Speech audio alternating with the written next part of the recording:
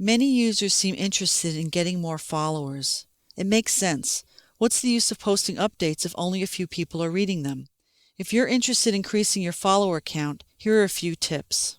When you set up your Twitter account, be sure to follow your friends and family members who already have Twitter accounts.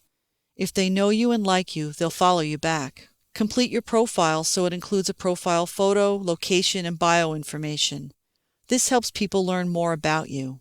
Avoid using words like expert or guru in your bio.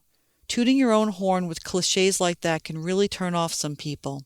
It's better to prove you're an expert by posting insightful updates than putting a label on yourself. Before starting to follow people you don't already know, post at least 20 interesting tweets so they can get an idea of the kinds of things you tweet about. I never follow anyone who doesn't have at least 10 tweets. 20 is even better. Don't post them all in one day either. Do it over at least a week. Post interesting tweets that you think the people who want to follow you might want to read. I provide tips for writing interesting tweets in another video. Use @replies to make meaningful comments in response to other people's updates. This starts conversations. Follow people who are genuinely interesting to you. If they interest you, you might interest them, and they'll reciprocate the follow. Don't drop a follower just because he doesn't reciprocate the follow. If you interact with him through meaningful @replies, he may add you to his following list in the future.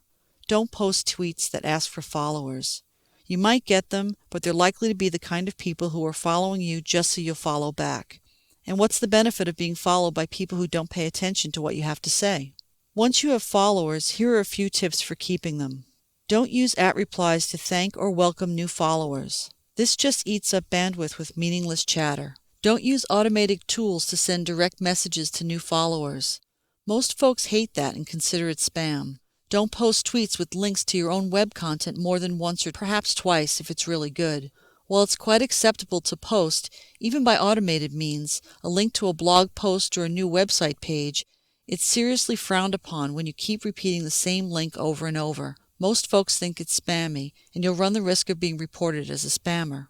Don't violate any of Twitter's terms of service. These terms are in place to keep Twitter civil. If you begin harassing another Twitter user, not only will your good followers flee, but you're likely to get your account suspended by Twitter.